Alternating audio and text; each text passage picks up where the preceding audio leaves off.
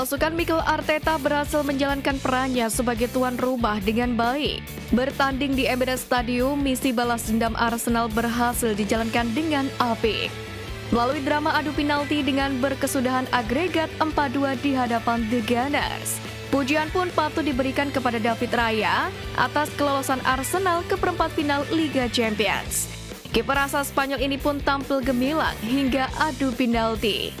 Raya mengaku sangat puas dengan performanya di laga ini. Pasalnya ia mampu membawa Arsenal lolos untuk pertama kalinya ke perempat final Liga Champions sejak 14 tahun yang lalu. Selain berhasil mendongkrak sejarah, kemenangan ini juga seperti deja vu.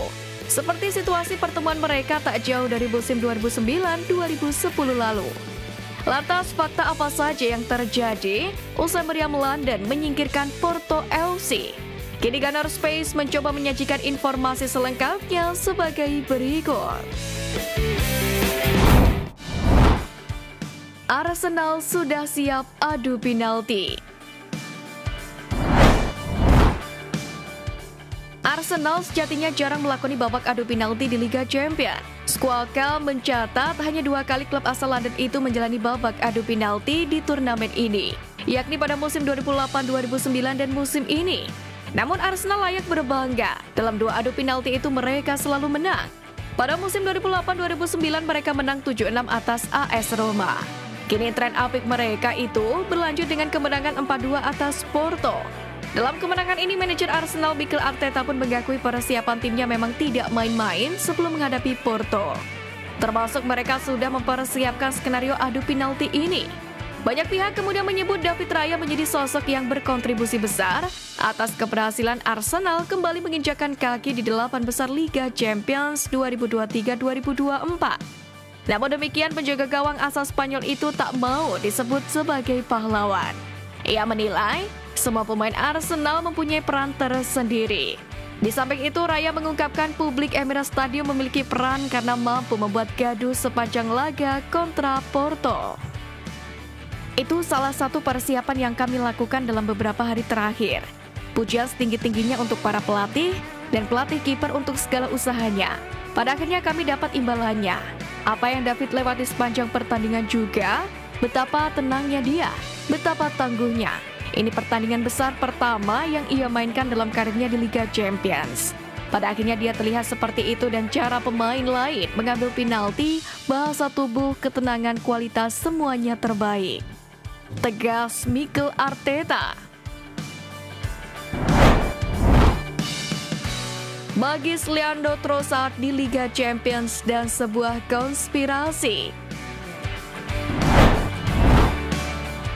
Terlepas dari kemenangan adu penalti Arsenal di ajang ini, ada peran dari seorang Leandro Trossard. Gol yang dia cetak di laga ini membawa Arsenal menyamakan agregat. Opta mencatat, Trossard jadi pemain ketiga setelah Alexis Sanchez dan Bukayo Saka yang mampu mencetak gol dari 3 laga kandang Liga Champions yang dia jalani bersama Arsenal. Magisnya mulai terlihat bersama meriam London. Di samping itu, laga Arsenal versus Porto dalam leg kedua babak 16 besar Liga Champions 2023-2024 menyajikan satu momen menarik, yang mana menjadi perbincangan halayak luas di media sosial. Di mana banyak fans yang berkelakar bahwa UEFA sengaja membantu Arsenal dengan menjadikan saudara Leandro Trossard sebagai wasit dalam pertandingan di Stadion Emirates Stadium. Pasalnya saat pertandingan berlangsung, banyak penonton yang terdistraksi oleh kemiripan Trossard dengan wasit pertandingan itu, yakni Clement Trupi yang berusia 41 tahun. Bahkan kedua sosok ini sempat berbicara saat meninggalkan lapangan di paruh babak pertama. Potret keduanya pun sedang bercengkrama jadi bahan candaan warganet. Arsenal kembali ke perempat final Liga Champions. Dalam hampir 23 tahun terakhir, babak perempat final Liga Champions jadi sesuatu yang jauh bagi Arsenal. Bayangkan saja terakhir kali mereka lolos ke babak ini pada musim 2009-2010 silam. Setelah itu mereka selalu terhenti di babak 16 besar. Kini Arsenal kembali merasakan perempat final Liga Champions di musim 2023-2024 ini. Setelah Martin Odegaard, Kai Havertz, Bukayo Saka, dan Declan Rice berhasil melakukan tendangan penalti dengan baik, Setelah sebelumnya keran gol terlebih dahulu dibuka oleh Leandro Trossard.